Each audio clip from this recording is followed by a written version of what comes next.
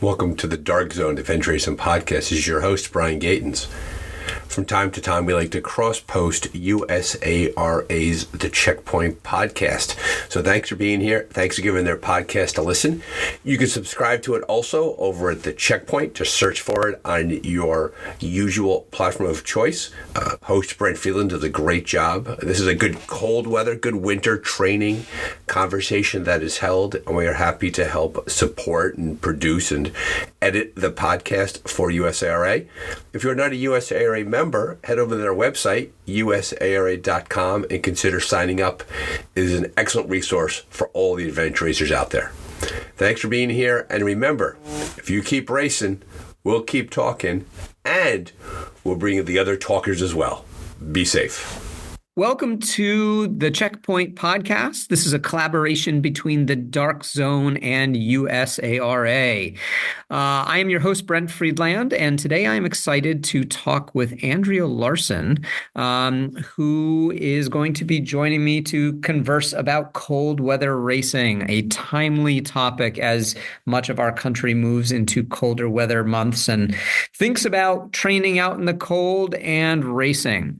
This is a really interesting and a bit of a different conversation. It's very granular. We're going to get into a lot of the real nuts and bolts of cold weather racing. So especially for those of you new to outdoor endurance sports, there should be a lot of really interesting information to think about and hopefully implement with your training and racing.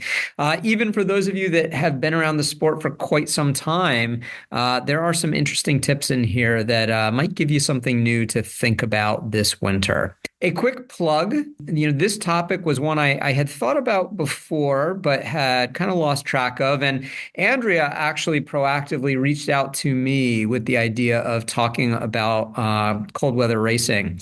If you have any ideas for the Checkpoint Podcast, we would love to hear from you. We have plenty of, ideas on future episodes, but we are definitely open for requests. So feel free to reach out to us at USARA or me directly or Brian at the Dark Zone Podcast to share your ideas and let us know what you want to hear more about. Finally, a quick plug to stay on after our conversation. I'm going to do a short wrap up with a bit more information really related to the safety side of cold weather racing. We talk about that a little bit over the course of our hour-long conversation, but I have a few final thoughts that I want to make sure I share. So I hope you are ready to go, whether you are training today, driving the car, out for a walk. Enjoy this episode of The Checkpoint. The Shenandoah Epic is back on April 12th and returns to USARA's lineup of national championship regional qualifier events. With its reputation as a must-do event, the Shenandoah Epic is expected to sell out once again. Join one of the biggest race fields in the nation as you traverse some of the most picturesque gravel back roads of the breathtaking Shenandoah Valley and the challenging and rugged terrain of George Washington National Forest and the Massanutten Mountain Range. This year's course is open for 30 hours, giving mid and back of the pack teams the chance to fully experience the journey. While the winning teams are expected to finish within 24 hours, the extended timeline offers an adventure aligned with European and Oceania racing styles, giving more participants the opportunity to explore the entire course.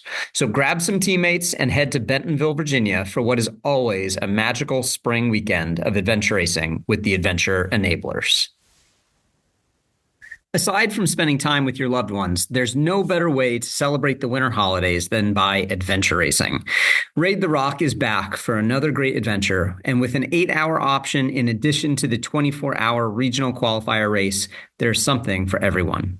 Tracy Berry and her team have been directing events for over a decade, and racers will be treated to an old-school adventure race in the spectacular and beautiful Ouachita's Mountains in the central Arkansas on December 21st. With a modified Rogaine format, this event is accessible to new racers while still challenging the top teams racing it out for entry into the 2025 USARA National Championship. So sign up now and head down south for the final race of the 2024 calendar year. On this edition of The Checkpoint, I am excited to be talking to Andrea Larson. And Andrea is from the Midwest. I won't say a whole lot. We're going to let her introduce herself in a moment here. But, she has been adventure racing for quite some time and is one of the race directors of the Rib Mountain event and works for Ironbull.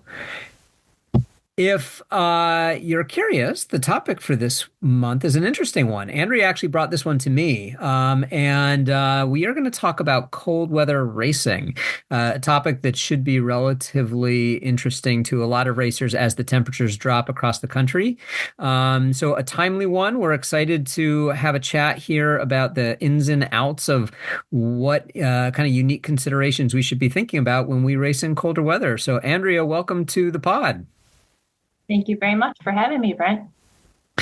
Can you just share a little bit with our listeners as to kind of what your experience and background is in the sport of adventure racing and just racing and endurance sports in general? Because I think this conversation will probably go beyond adventure racing. Absolutely. So my passion is trail running, but in 2016, I was introduced to the wonderful world of adventure racing and now was able to take a lot of time off the trails thanks to Tim and Anna at Rib Mountain Racing. I just live a couple miles from them. And now I have gained confidence and learned a lot from them and have begun navigating both solo and with my oldest daughter, who's 10 years old, which has been an absolute blessing. And I'm sure Brent and Abby can attest that racing with your child is just so awesome of a avenue to go in adventure racing. As Brent mentioned, I am a co-race director for the Rib Mountain Adventure Challenge Winter Edition. Since we started putting it on in 2019. And this is a spin-off of the summer version of the event that we hold each Memorial Day weekend. Summer event is the largest adventure race in the USARA series for several years running. We capped the field at 500 people, and we are very excited to be celebrating the 10th edition of that event this year. So if that's something that's on your radar, I would encourage you to sign up early because I think we'll sell out earlier than we have in the past. I have traditionally been a Nordic skier during winter months, but over the last couple of years, I've been spending less time skiing and more time taking on other activities. I've taken up fat tire biking a couple years ago and now spend a lot of time just what I could tell my husband frolicking in the woods, or I guess I could say I'm practicing my map and compass skills, navigating. And especially with last winter in Wisconsin, we really only had snow on the ground for about 2 weeks. We didn't have snow the entire month of February until the very last day.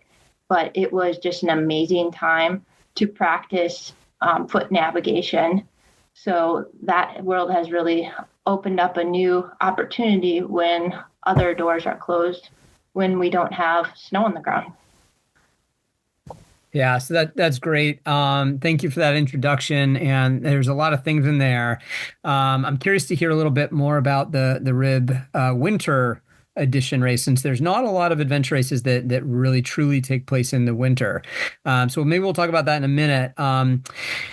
You're mentioning racing with kids just got me thinking, kind of anecdotally. We'll just start the conversation anecdotally. It's always fun to talk about stories with adventure racing, and I hadn't thought about this one in a while, but technically the first race I did with my daughter was a winter race. I took Zoe out and did I think it was probably about 5 hours of foot and bike with Zoe when I think she was 2. She might have been 3. I can't quite remember, but like she was young enough that she was in a backpack on my back, and she was in a bike seat attached to the back of the bike. And because I needed a bike seat, I couldn't ride a real mountain bike. So it was kind of just like a beater, touring bike that I was riding around on these gravel and rooty trails. And it was cold, right? And so we did the first half of the race. It was the bike stage, and an hour into it, she's just shivering because she's sitting in the back of this bike as we're biking through this cold winter air. It's just looking at her and looking at myself in my metaphorical mirror, wondering what I was actually thinking bringing a kid out for a winter race.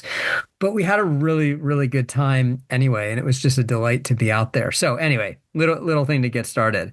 Well, and it clearly didn't scare her away from the sport. Yeah, no, and yeah, no, it didn't. And she thinks she has fond memories of it. I'm not sure if she actually remembers it for real, but absolutely. All right, why don't we start with, hey, this is actually kind of just a different question. What do you like about winter racing that's kind of unique to winter racing? Let's start there. That's a different kind of question. Absolutely. So I think there is a huge advantage potentially by being out in the winter with regard to you can have some of your fastest treks when the ground is frozen and there's little snow cover. And I'm so thankful to have this opportunity because otherwise I'd be chomping up the bit waiting for snow. And now I can look at it and say, this is such an exciting time to be out in the woods. And so you can access areas that you normally would not be able to easily access or want to access. I'm thinking swamps that you'd either be eaten alive or you'd be going through muck and pitching your shoes afterwards or just slogging through it. And now you can just run across the bog and get to somewhere that, you normally couldn't even fathom getting to during the summer, or it'd be such a slog that would take you an hour to go a mile. So that, and with regard to that, additional perks are not only no bugs, no ticks, no poison ivy, no stinging nettle, and when you're actually racing, looking for checkpoints, it's leaf off condition and the least amount of vegetation that you'll be having to bushwhack through. So this really literally opens up a door that may be normally be considered a time that maybe people normally wouldn't want to go outside. Yeah, no, those are great points. It makes me think of an event we directed quite a while ago now, but we directed it in the summer and we scouted it, I think most of it in December. And in December, it was great in the summer too, but like you said, it was a really different experience traveling through these woods in December, and in a lot of ways, a much more enjoyable one. For all the reasons you just said. So I think that there is really that advantage there. What about, you mentioned a little bit, you mentioned your Nordic skiing. What kinds of winter racing have you actually done? Can you throw out, kind of some specific types of events you've done during cold weather months? Well, I wasn't going to bring this up directly, but since you asked a very pointed question, I have actually never done what I would consider a true winter adventure race.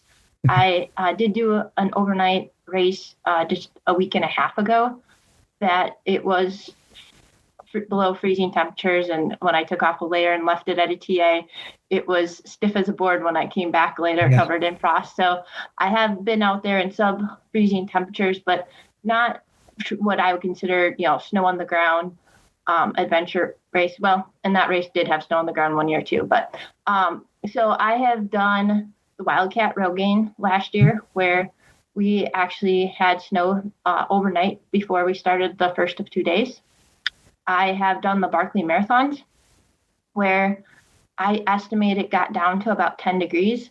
And I just want to correct the record that Keith Dunn, the official publicist of the Barkley Marathons, said that year he got some misinformation. He reported to the world that all the water jugs were frozen solid. That's not quite true. If you dug to the middle of the water jugs, those weren't quite frozen solid yet. But nonetheless, it did get pretty cold at night. And I've done lots and lots and lots of training over the winter. I've done up to, 8 to 12 hour just training sessions, getting ready for some races. Back in the day, I was in the elite wave of the Birkebeiner race, but that's only a 3-hour race. So you're not out there as long as some of these other endurance athletic events. Yeah, I don't sell yourself short. That sounds like plenty of winter racing to me. And, I think that there is obviously a really important distinction, and maybe we can talk a little bit about the difference between purely just cold weather racing and, the addition of snow, right? Because I mean, those are two completely different experiences. And there are very few adventure races where you're legitimately going to be in snow, at least intentionally. But yeah, I mean, I've done a number of just kind of cold season, like late fall adventure races where, like you, right, the weather may not be truly winterish, but the temperatures sure feel like it and can, get down around freezing or even lower. Years ago there was this really terrific race where we live called Snow Game. It was actually in upstate New York, so not really where we are, but within half a day's drive. And it was such a great experience. It was 2 days, it's a 2-day event where you basically have 2 8-hour days. So it's a bit of a stage race. And back when we started doing this race, probably 15, 16 years ago, we would often have, 3, 4, sometimes 5 feet of snow on the ground. So that was a really different kind of experience. So that was one where I certainly learned an awful lot about racing in the snow, and then trying to think, like I've done some, I guess, like northern latitudes type races, Expedition Alaska, some races in the UK where we had to deal with legitimate cold, Faroe Islands, etc. So I think between us, we have some really good diverse experiences to talk about. So, and it's also very different if you're out there for 3 hours versus overnight and for multi-days too. So you have that gamut as well. Yeah. And even training, right? Like, I mean, forget about the racing for a little while. I mean, why don't we start there? Why don't we start with the training piece? I think for a lot of us, we live in parts of the country where for at least a few months of the year, we have to contend with cold temperatures when we're thinking about training. And, there's plenty of people that don't necessarily, but a lot of us do. So let's start there. How do you approach training in cold weather differently than you do when the temperatures are warmer? Well, first, the training is the perfect way to learn from all the mistakes. So then in any case, but particularly when we're talking about sub-freezing, there's a lot less at stake.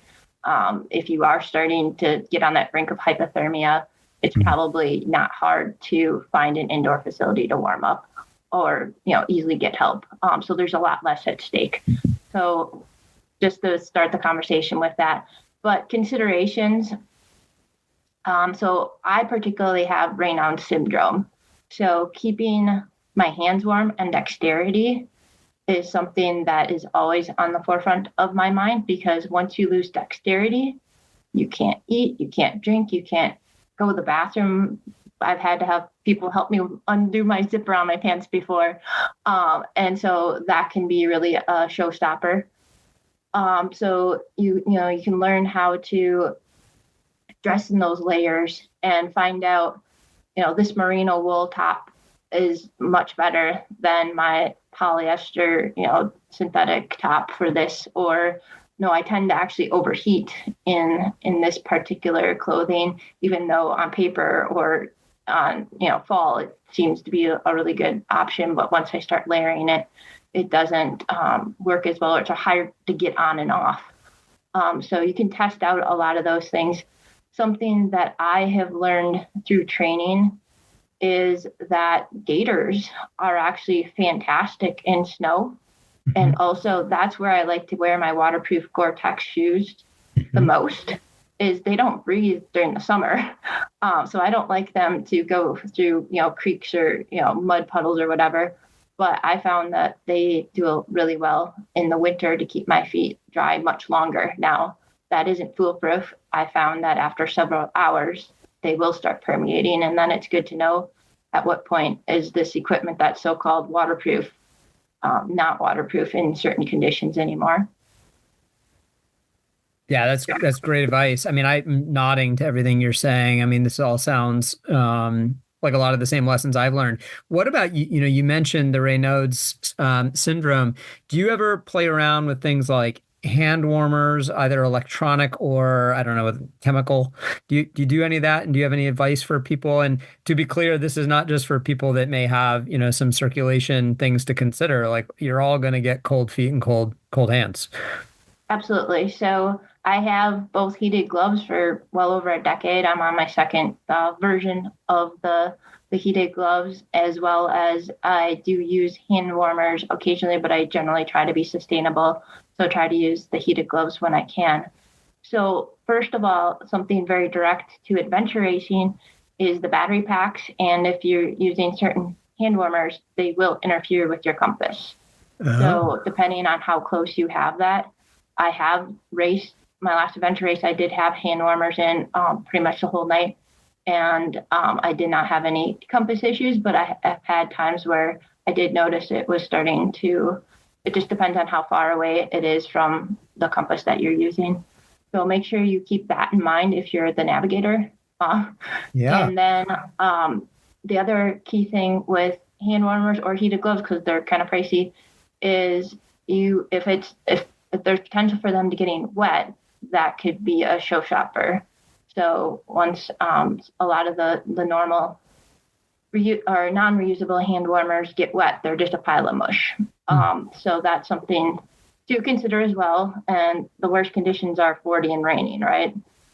So at that point, there's not a whole lot you can do. But since we're on the winter topic, that hopefully is a case where you can keep your hand warmers or your heated gloves dry. And with having to handle maps during an adventure race, you do need that dexterity to be able to look at your, be thumbing the map constantly, and you won't be able to tuck your hand in your jacket or something that maybe you could do if you were just out running. And then, as you're making transitions, I find that, a lot of times I'm taking my gloves off, even though all year round I usually wear gloves during adventure races because of burrs and thorns and stuff. But during those transitions, which can easily be 10 to 15 minutes, and if you're not moving, your body temperature can dip. So just to be cognizant of that, of trying to come into the TAs fairly, or your body decently warm. And then maybe don't take your gloves off first thing. Try to do some things that you can do with your gloves on, or try to be doing things that you can be moving a little bit, and rather than standing still, especially since adventure racing is a team sport and your teammates may have different cold warm thresholds, as well as they may take longer or less long in TAs that you might be ready to go. And then you may get a little bit cooler if you're having to stop either and transition longer than you think you need, or because you're out on course and having to stop and look at the map and compass so you aren't continuing to go in the wrong direction. Yeah. That's all great. Going back to the beginning, it made me think of a story of your comment about your hands, right? And if you get too far down the road of being cold, right? Of course, first of all, your first point is spot on, right? Like, we're talking about legitimate safety issues when we're talking about cold. Like, there is a really serious level here. It always makes me nervous seeing people going out into an adventure race where cold weather or, cold, especially plus wet, is a real option, and people are not taking that seriously, right? This is always a bit of a pet peeve of mine. I don't know that that's the time to shirk on good gear, and especially the right kinds of clothes to manage your warmth and have some backup in case you do get wet and you're cold. But it makes me think of my first national championship. This was back in, I think, 2007 in Missouri. And we hit the paddle section in the dark. I think the top quarter of the field or so got to get onto the water with some daylight left. We were on there and totally in the dark. Temperatures dropped. I think that they might have been below freezing. If they weren't, it was close. And it was a really just rugged wilderness-based river where we were in and out of the boats literally every 5 minutes. There was deadfall. There were shallow spots. Within half an hour, we're totally saturated. And while we're paddling and kind of in and out of the boats and pulling the boats, we feel warm enough that we're not really cognizant of exactly how cold things have gotten and how cold our bodies are actually getting, even though we feel warm. So we get to this checkpoint. This was a wild checkpoint. In hindsight, this was way back when, right? I mean, this is a long time ago. People did some things that maybe I wouldn't do today. There's a checkpoint at the top of a telephone pole. And you had to climb up this telephone pole on these like metal rungs, right? So when our teammate starts climbing, and I'm sitting there like watching him climb up, and we're like all just convulsing at this point. And I pull out my rain gear because, again, I had tricked myself into thinking I was warm enough, and I felt warm enough that I was okay without it. Well, I pulled out my rain gear as I very quickly realized I was freezing, and I could not zip up my jacket. And I literally spent, I think, like 5 minutes trying to just do the simple task of zipping up my jacket, and I couldn't do it. And same thing, I had to have a teammate do it for me. As we're watching our teammate climb up these metal rungs in freezing temperatures as he's shaking on the pole, it was just wild, right? So I think that's a great thing to kind of point out that, simple function, right? Like body function. It's amazing how much the cold impacts us. How else do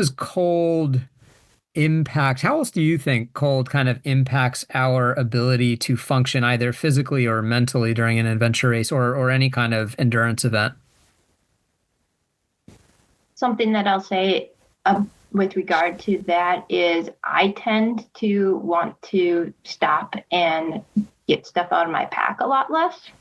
Oh. So having access to food and gear that I might need is better to have in the front of my pack that I don't need. I can continue doing while I'm moving, as well as I maybe don't need to dig through stuff. And with that, because you're probably wearing layers, you might be wearing a jacket, you do have more pockets on you than I certainly would during a summer event. So you can take advantage of the access to pockets that maybe you wouldn't normally have.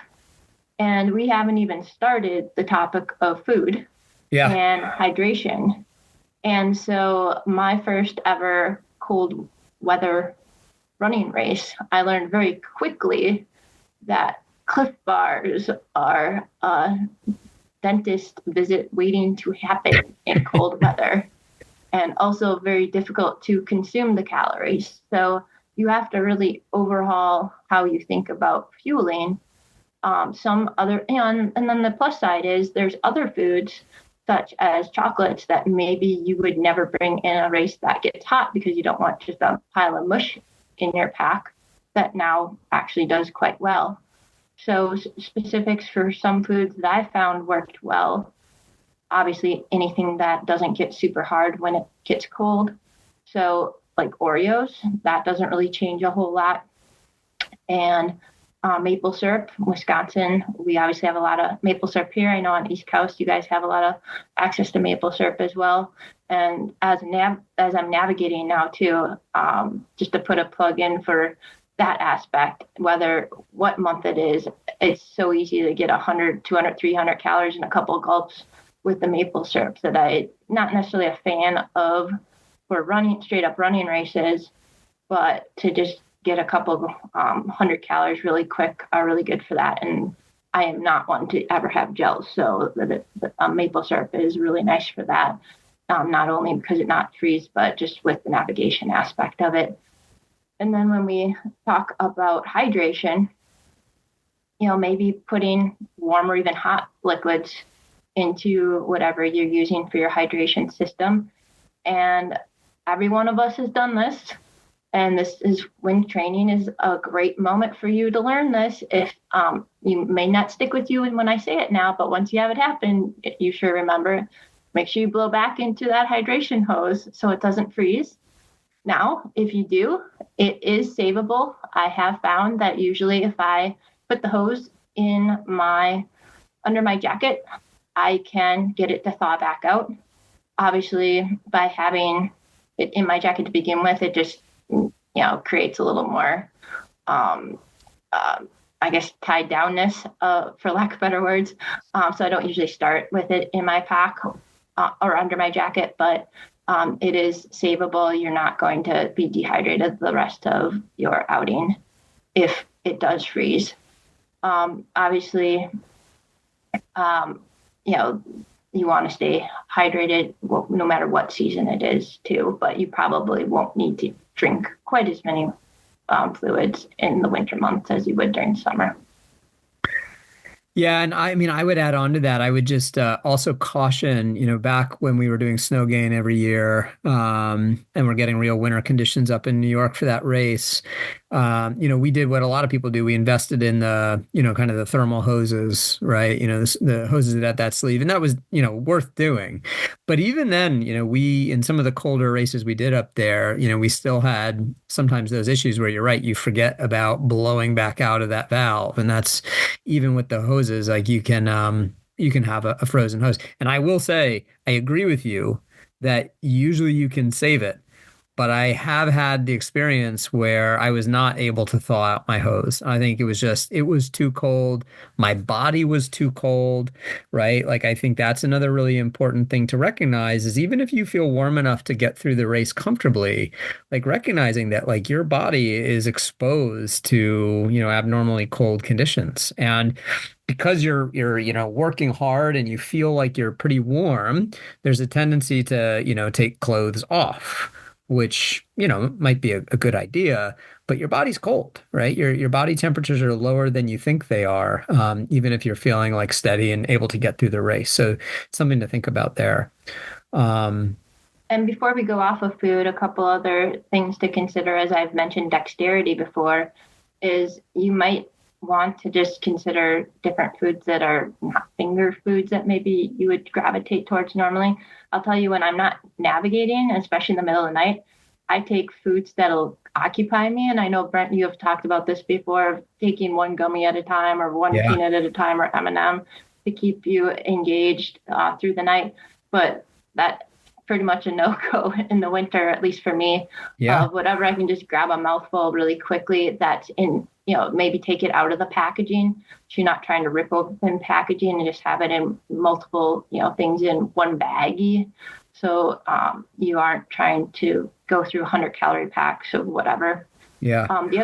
The other aspect with regard to food and hydration is if you're filtering water, just if you're using a membrane filter, make sure you're not letting it freeze and busting your membranes.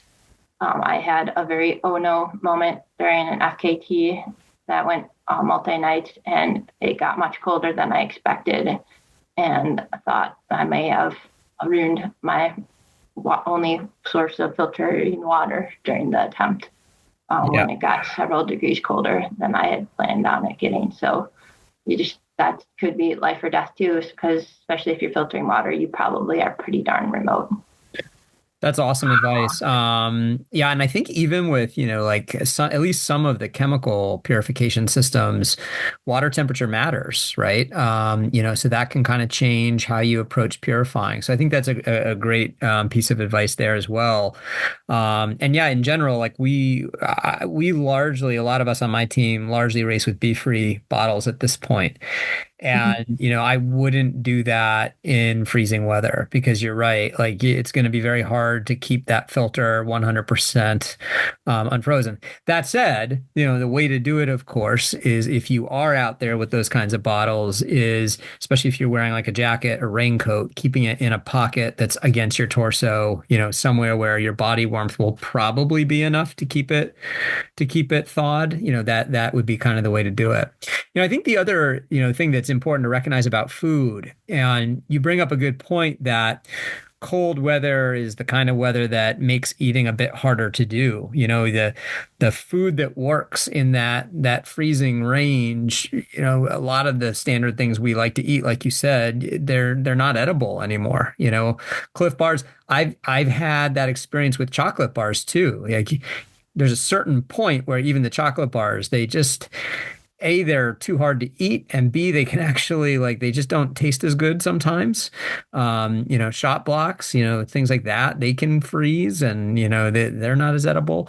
So we don't eat as much. And that said, our bodies are working a lot harder because of that cold, right? So, it's not unusual for adventure racers to come out of cold races even more depleted than normal, even though they're not as maybe dehydrated, right? Because, you're not sweating as much. You might think you're not as dehydrated, but you're probably not drinking as much. You're probably not eating as much. and your body is working a lot harder to stay warm, right? And kind of taking the beating of that cold weather. So I think all of that is kind of interesting to consider. And one way maybe to consume more calories and also, keeping flow coming through your hydration system would be to have more liquid calories. That might be something worse constrained. Maybe you're already doing that as an adventure racer, but that might be a possibility. Yeah. I think that's great. Yeah. I'm for whatever reason, I have never really delved deeply into liquid calories myself, but most people have. So I'm unusual in that way. And I think that makes a lot of sense.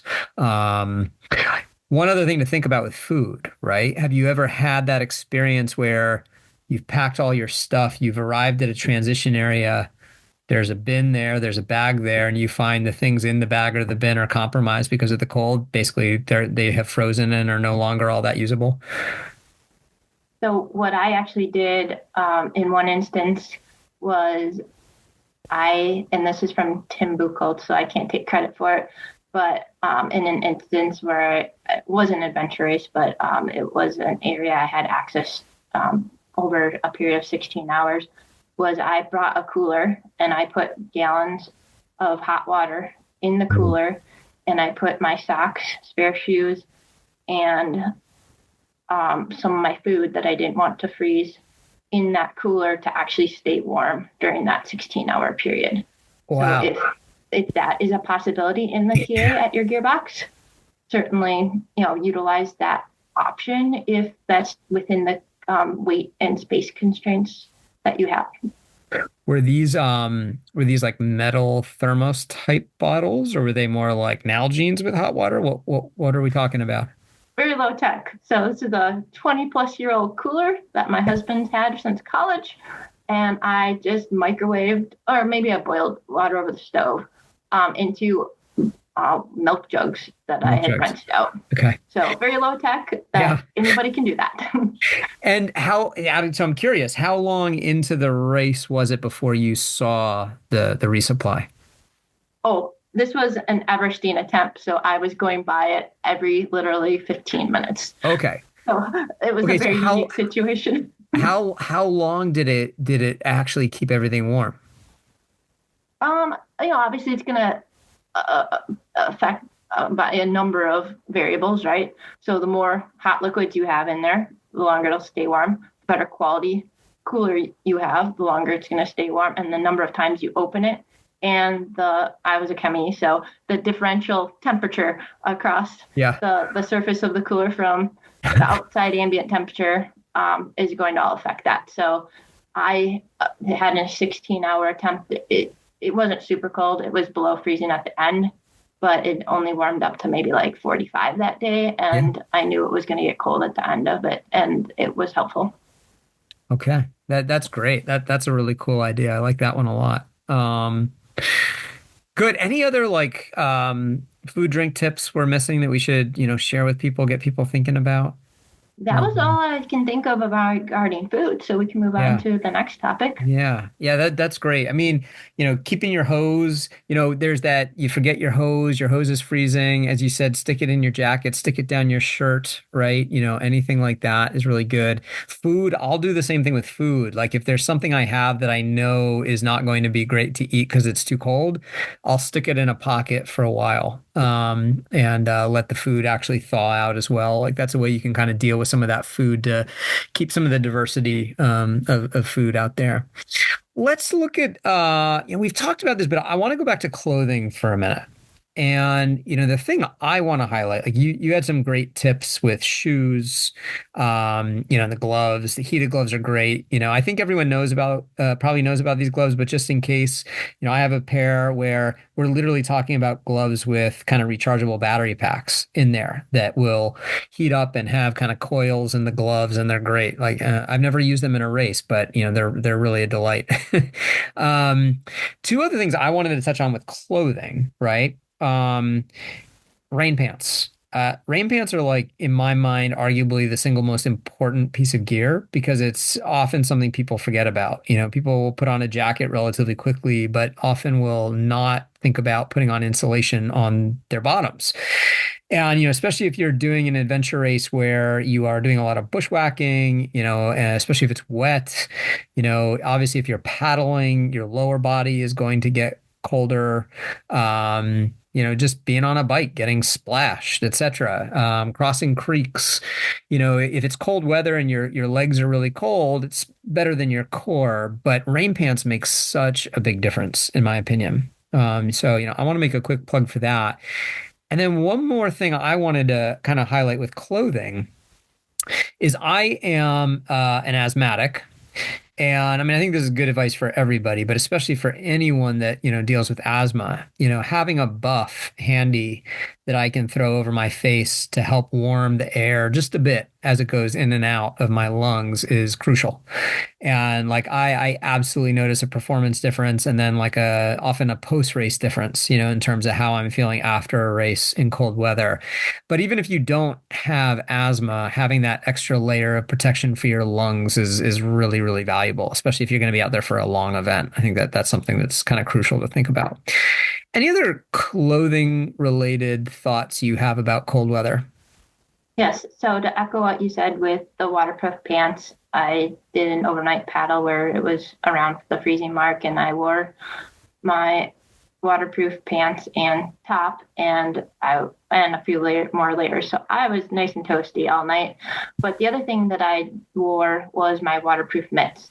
Now I know that they will permeate eventually, but I'm a sloppy paddler, so from all the splashing that I had, it was just nice to have hands that stayed warm. And I had those hand warmers in there and I stayed plenty warm. Another tip that mountain racing did was if you're a hunter and you have hunting boots and you know enough about the paddle and know you won't have to carry those between transition areas or have to do a long trek during the paddle. If you're getting in and out of the boat during the paddle, having tall boots to keep your feet dry for the person going to get those checkpoints might be worth a consideration. Obviously, it's going to depend on that event. When we're transitioning to the bike, just have your mitts with you on the bike. Now, keep in mind that adds bulk, and you may want to make sure ahead of time that you're still able to shift with those bulkier mitts. If you're a fat biker, bar mitts is pretty well known in that world. And once again, you can have hand warmers with those mitts ready to go. So when you're right after you make that transition, you're not putting on a frozen mitt either. Yeah. Something else we didn't mention, because I honestly don't have particular clothes that have vents, but I know other people speak highly of having some vents to dissipate heat when you're generating more body heat. And as we've talked about already, in adventure racing, you're going to have those moments then that you are standing, and then you can close those vents and retain the heat. I found, though, that's nice to have clothing with just, zippers that I can crack the front of my jacket with and just utilize that. So you're not having these huge deviations of getting too hot, getting sweaty and clammy. And for women out there, this might be TMI, but what I have found as a silver bullet in recent years is actually to go without a bra. I'm fortunate that I can do that, but I found that a bra gets clammy. And I actually found that it's better to not have that extra layer because it's just cold and wet against my skin very quickly. So if you're able to think about that, that might be an option for some women out there. And then we did talk about gaiters and waterproof shoes. Something that I learned about 2 years ago was waterproof socks. And so my shoes can get as wet as I want. And I can go through snow or muck or rivers as long as they're not past my waterproof socks and still keep my feet pretty much dry. Yeah. That's all great. Yeah. I mean, the clothing piece is interesting. And, I think a lot about the value of smart wool type clothing when you're getting into colder weather. And I know there's that temptation to stick with the synthetic bike jerseys and t-shirts and just throw on some arm warmers or something over the top. And that's fine. But yeah, once that stuff is kind of wet, right?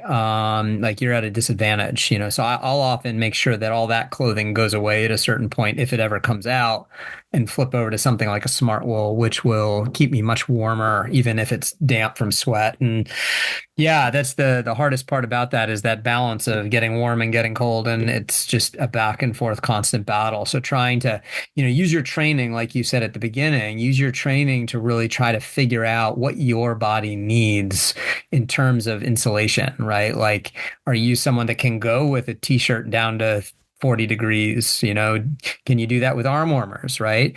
Is a smart wool right? Is a smart wool plus a rain jacket, right for you? There's obviously a lot of different ways to do it. Windbreakers are some other things. Have you ever used any dry clothing? You ever used any dry tops, dry suits, etc.? Not, but I'm sure you can talk on some of your expedition experience because I'm sure you've had to utilize it for those events.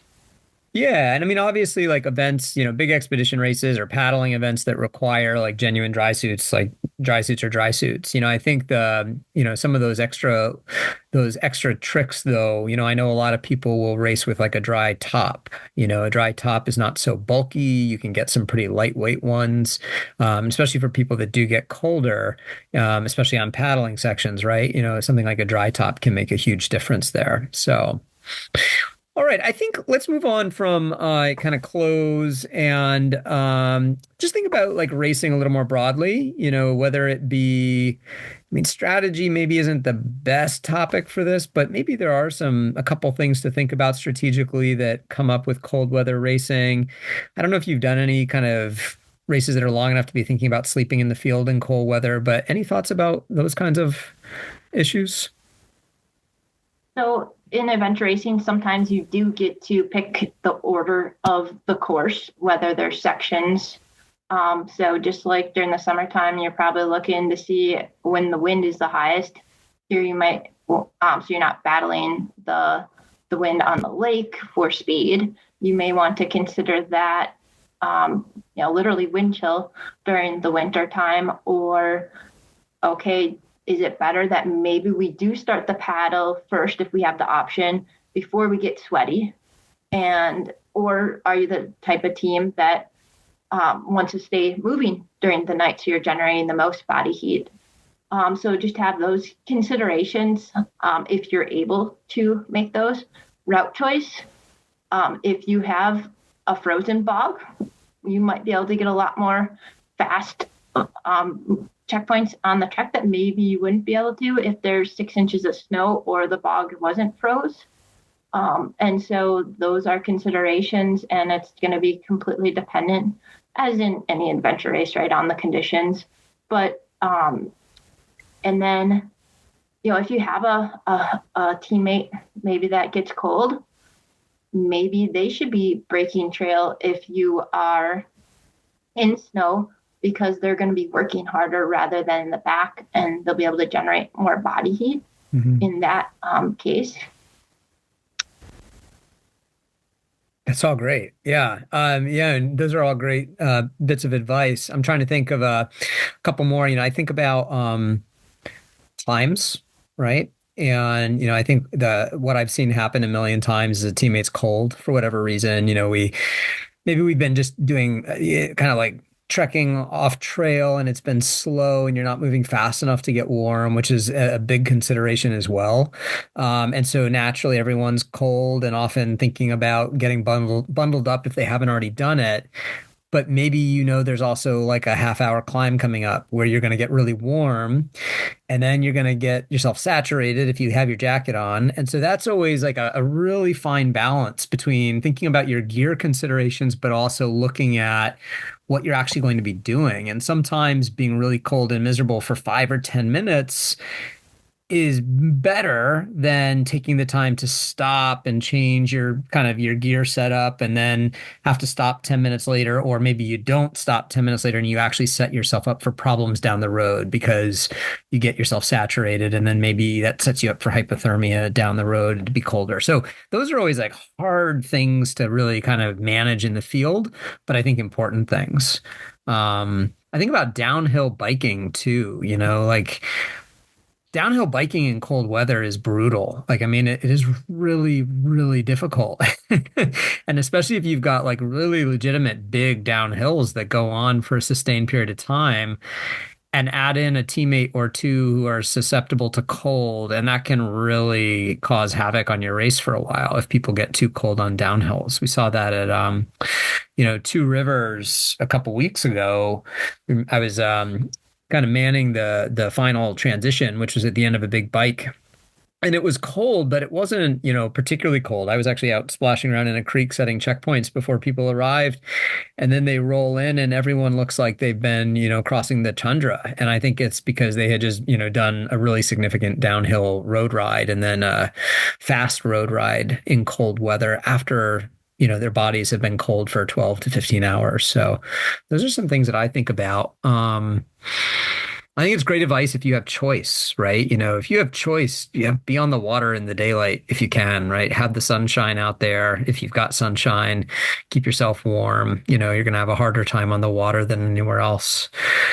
Other thoughts on this one? Is an interesting topic. And I don't know if this is, strategy so much, but when you get to a spot where you see all the footprints in the snow have disappeared. Yeah. That should be a red flag, but just like you don't want to follow the other teams that you see going off in the wrong direction. Okay, how much do I invest in the confidence of where I'm going versus I need to reevaluate and look closer at the map. I actually had that happen at the Winter Wildcat Rogaine. I was actually on a spur and there was trails at various elevations and I didn't look close enough at the map and found once that all the footprints disappeared, that, as I look at my map closer, I'm on the wrong trail. I'm, a couple hundred feet below where I should be. And so that was a great blessing for me. But at the same time, you also have to know whether your route is a better choice than anybody else's. Do you like that? Do you like the snowy racing when... Yeah, especially like if you're out front for a snow race, it's all the same and you have to work harder because you have to break the snow. But if you're not the first team into a CP, for those that haven't done it, as you're describing, Andrea, it's a fascinatingly different experience because you arrive and there's highways and sometimes there's just one highway. And I always find that to be kind of disappointing because you're like, all right, like clearly I need to go that way. But then sometimes there's 10 of them, right? Do you like that experience as a navigator?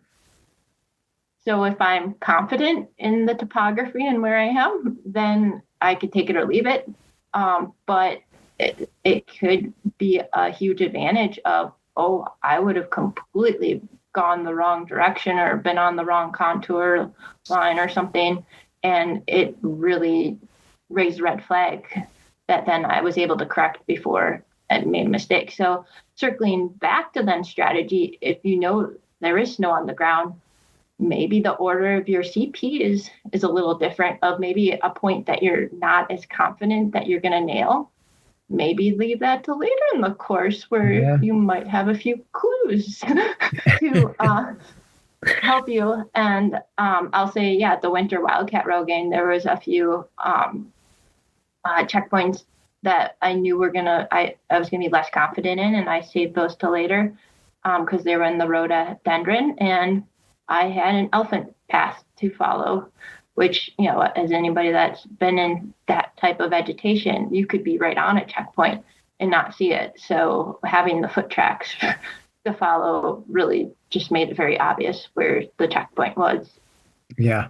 Yeah, that's all great. I mean, the other little kind of unique thing there is, looking at points, I've done some races where sometimes what you actually see is you see the exit tracks, right? Like the teams coming out of the point. And that, I mean, again, it's not a guarantee. Yeah. I mean, you see footprints in the woods. Yeah, like always, you should question and look at your maps and try to put all the data together.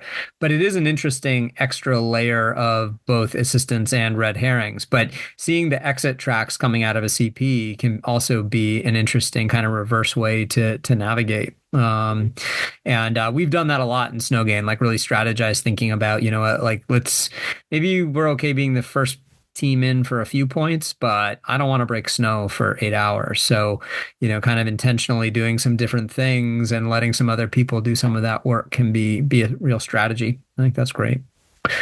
Any other thoughts on strategy? What about sleep? Have you ever dealt with sleep in the field in cold weather? So I've never had to sleep in an adventure race, but I have done overnight FKTs, and one of them, it did get below freezing 2 of the 3 nights that I was out there.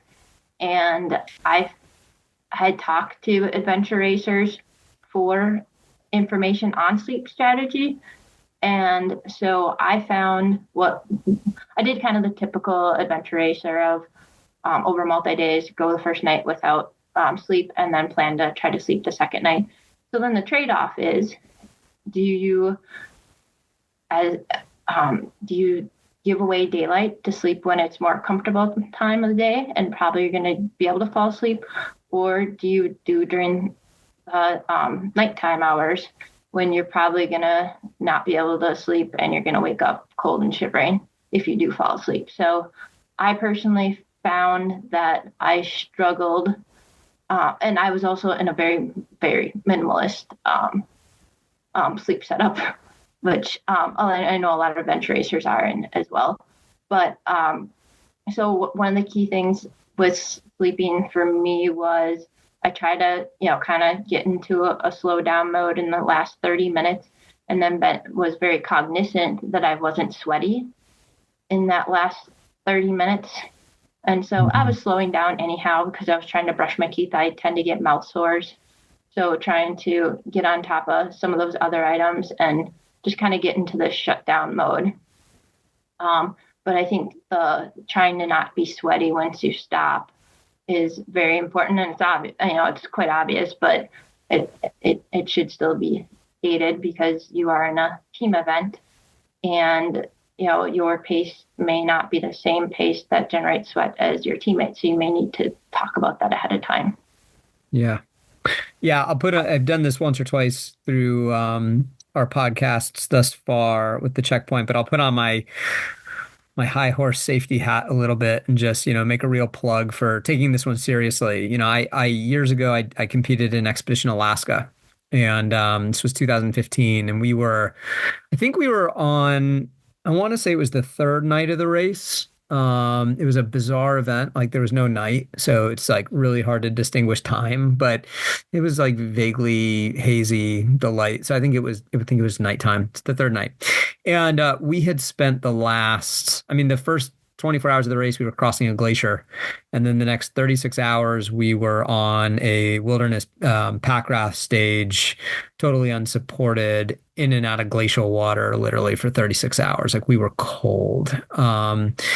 And we were tired. I think we had slept a bit the night before, but we were tired. Like we talked about, the cold was just draining us. And we're trekking along the side of the Turnagain Arm, this big kind of fjord, basically, near Anchorage.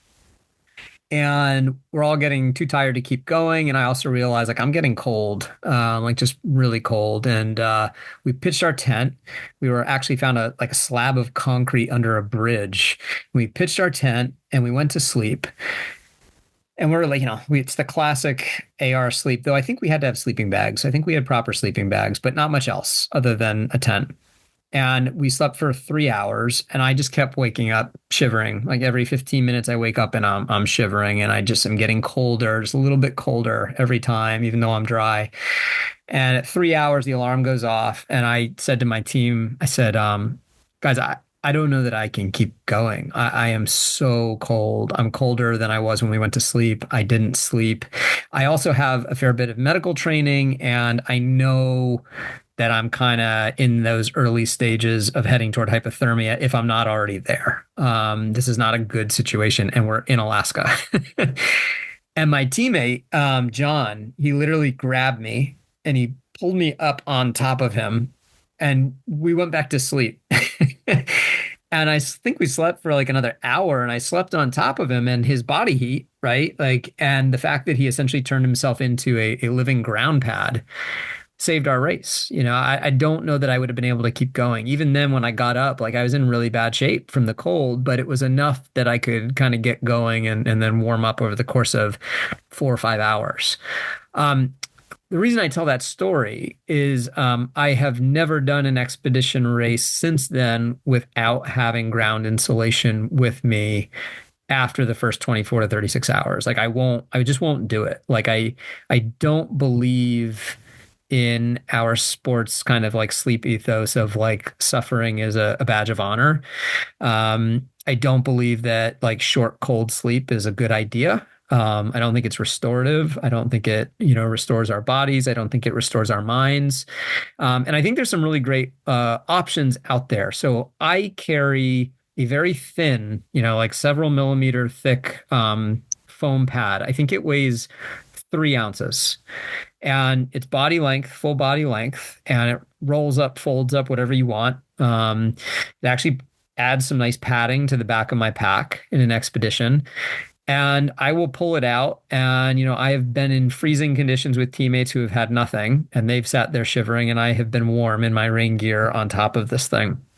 So I can't kind of stress enough, I think, the value of insulation. Some races require sleeping bags, others require tents. Obviously, there's clothing requirement. And just stress, none of that matters. If it's cold enough, the ground will get you. Like it just will if you're sleeping on the ground and all that stuff. So having an inflatable ground pad as an option even can be a total game changer in an expedition race. So that's my long plug and story about sleep and cold. Yeah. Well, thanks for bringing that up, Brent, because that's what really got me during my FKT tent with not being able to sleep was the conduction of the ground. Yeah. Got me. And that was something that in my prior FKT, it was summer, and I didn't have to think about how cold the ground was. And that was my deal killer, was I had no insulation between me and the ground. Yeah. And you've seen and been around our sport long enough, even if you haven't necessarily done a lot of like big expedition races, like you followed the sport, what people do. And like the mindset is go out with as little as possible. I don't know that I've ever seen ground insulation as a requirement at any race. And it's kind of staggering thinking about wilderness travel ethos and such that's not more the case, right? I mean, I think it's something like it can be 60, 65, 70 degrees out, and you can get hypothermic if you're sleeping on the ground. Like it's just physics. So yeah, interesting stuff, the sleep piece. I also would just say like it's cumulative, right? So, you sleep on the ground for a couple of hours, you wake up, you keep yourself going, but the price your body just paid, you may not be able to recover it. And even if you can go another day, well, then what happens if you do that again a second night, right? Like you're not fully recovered from the first one. And at a certain point, your body just can't go any further. And I think there's a lot of people dropping out of races because of this issue, because they don't manage cold well. So, yeah.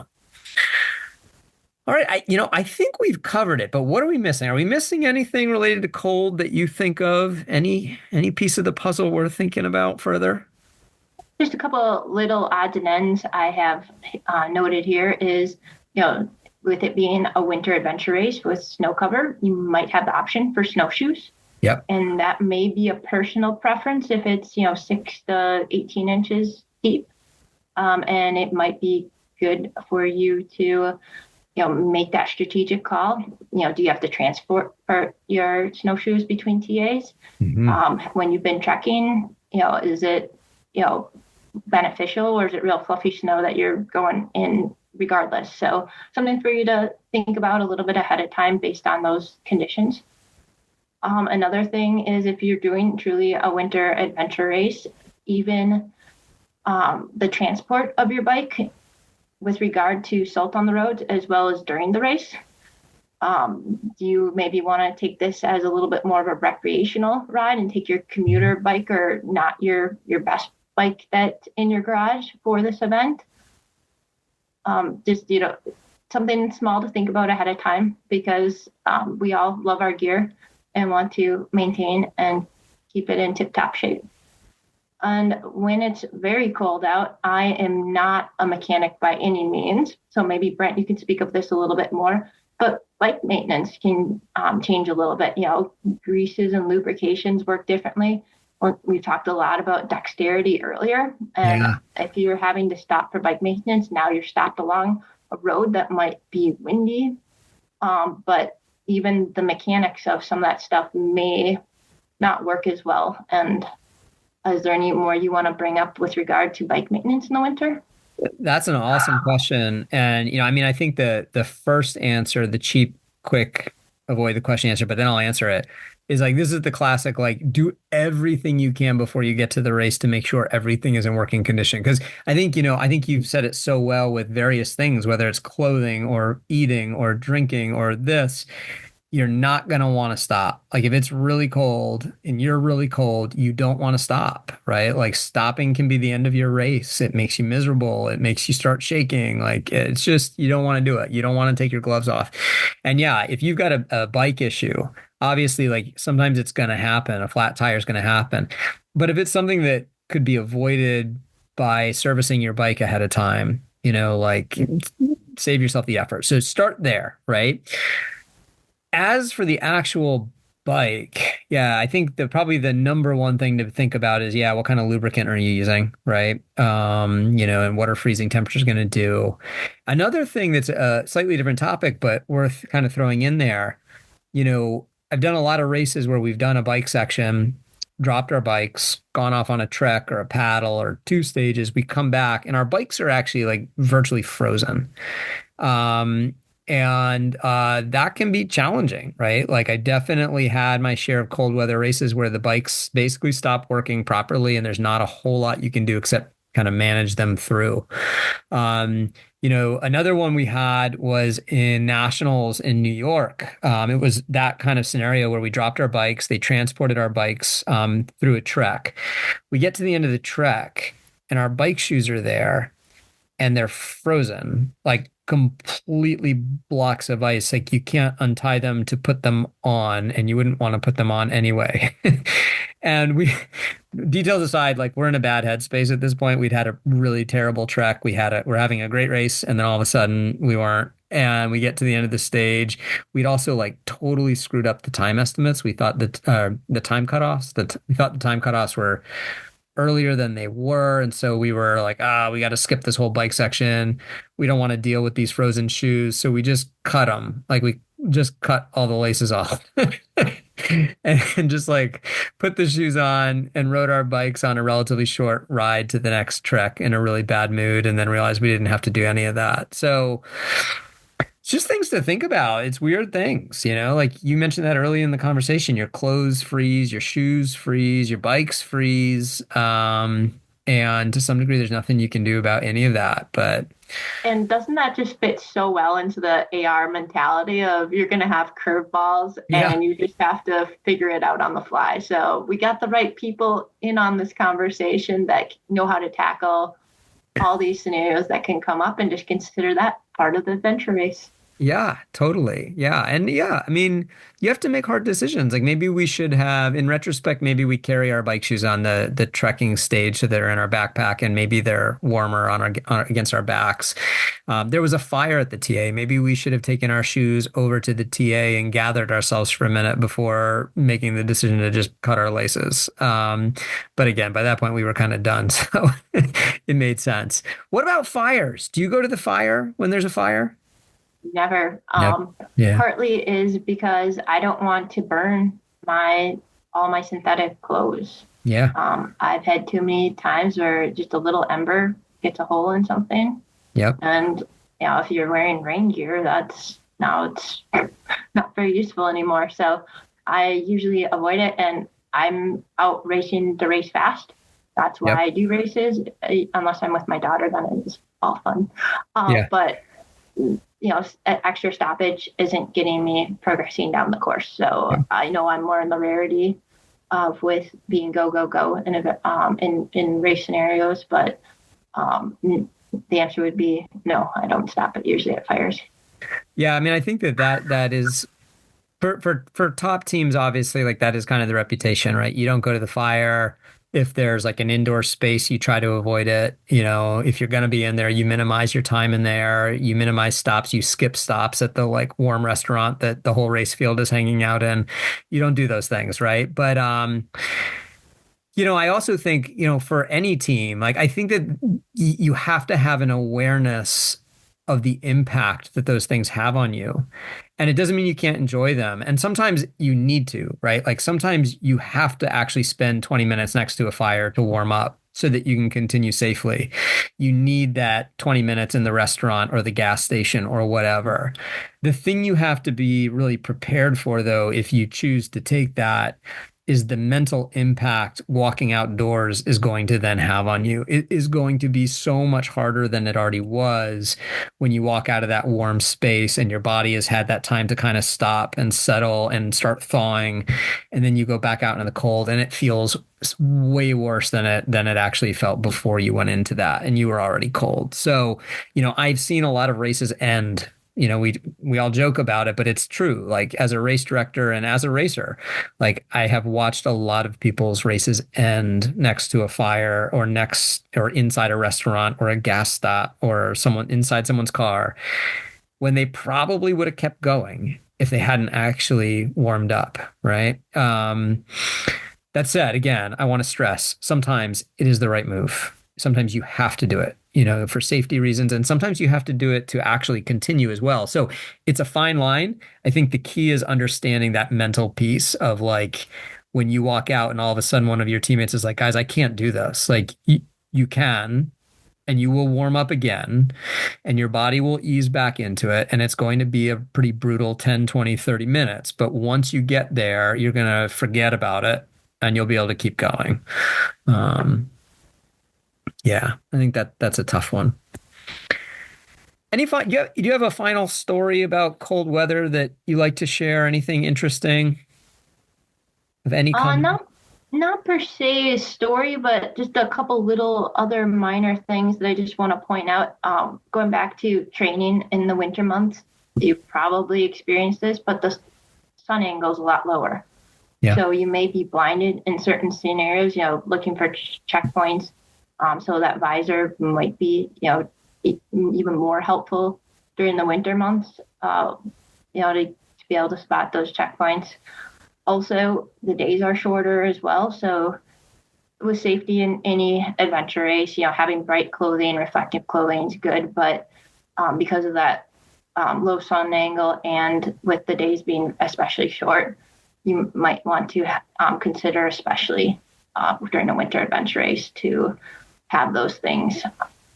In Wisconsin, a lot of the November, December, and even January timeframe is also hunting season. So whether you're practicing or you're out racing, bright clothing may consist of blaze orange for you. And then something that's very common in the skiing world is for that exposed skin to have something on that. Dermatone is a brand to cover any exposed skin. And Brent, you mentioned those downhill descents. So if you know that you might be going fast on the bike, that might be something you want to consider, or even getting windburn on a paddle or something too, if it's high winds. So if it is truly really cold out, protecting those exposed skin would be good. So no stories necessarily for me, but those couple extra side notes that might be helpful, hopefully for someone. Yeah, no, that's perfect. I was thinking chapstick as well, right? Like our lips just take such a beating. But yeah, we come out of cold races and we look a lot rougher than we often do with other ones just because of that cold exposure and such. So cold wind, all of that, drier air. Yeah, that's all great. Well, I think we will call it there. Thank you so much for joining me. I feel like, I think we covered a lot of things, and I hope that folks that are getting into cold weather racing can find a few things in here to think about. I think there's plenty, and I'm sure there's so much more and so many interesting tips. Thank you for all of your wisdom today. I think you've really, enlightened me on a few things as well. And as we head into the genuine winter and toward the winter holidays, I hope you have some great adventures, whether they're actual competitions or training. I hope you have some good cold weather adventures out there. Absolutely. Thanks for having me, Brent. And to wrap up, the winter adventure racing or practicing navigation is just a great incentive to keep active in the winter and open a door maybe that would be closed due to roads too slippery to bike, not enough snow to ski or fat bike, but now you still have an outlet to adventure. 100%.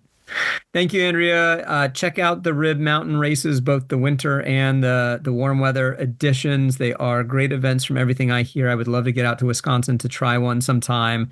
And yeah, there's not a lot of winter opportunities out there for adventure racing. So I'm jealous of that being in your backyard. So good luck with that.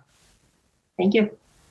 Thanks for hanging out just a little bit longer. After I wrapped up my conversation with Andrea, she and I talked a little bit more about really stressing how significant of a topic this actually is. We covered a lot of the basics, a lot of the interesting nuts and bolts, and we also alluded to the safety concerns that come with cold weather racing. To wrap up, I just want to spend a little bit more time talking about those actual safety-specific considerations and things that you can be thinking about and looking for. I'm personally a really big advocate that adventure racers should be getting some more proper training in wilderness first aid. There are really wonderful weekend-long courses across the country in wilderness first aid, basic wilderness first aid courses hosted by a number of different companies. And I really encourage you, no matter how much racing you're doing, to consider looking into one of those courses. They're fun, they're informative, and for those of us that actually spend quite a bit of time out in wilderness settings where immediate assistance can be not just delayed, but impossible, having a little bit of knowledge regarding signs and symptoms and things you should be looking for, not to mention how to potentially deal with an injury or illness in the backcountry. These become important skills to have. So some quick notes about cold, right? And cold weather racing and basically thermal injuries and illness as related to cold. It is a fine line for those of us that do longer events, especially balancing kind of a normal expected level of cold and perhaps even, dare I say, suffering with the realities of kind of cold escalating to a more serious, consequential situation. So some basic things to look for, both in yourself, but also in your teammates, recognizing that you yourself may not be able to fully appreciate how precarious the situation might be becoming. So looking at your teammates, here are just some basic things to keep an eye out for. Obviously, shivering. And I'm not talking about just you stop to look at a map for 5 minutes and all of a sudden someone's shivering. I'm talking about you have been moving steadily. You have been doing things that, are enough to warm up the body, and your teammate continues to shiver, right? It is just continued no matter what you do, even going uphill, you've put on layers, and they are still exhibiting shivering. That is an immediate sign that something is going on and their body is not able to regulate properly. Of course, we're not walking around with thermometers most of the time out in the wilderness, so you won't be able to check their temperature, but you can kind of get a sense of, is their body kind of physically cooling down, right? Even in cold weather, if you're working hard, people tend to generate some heat, especially if you've got rain gear or something on, so look for kind of cold and clammy skin.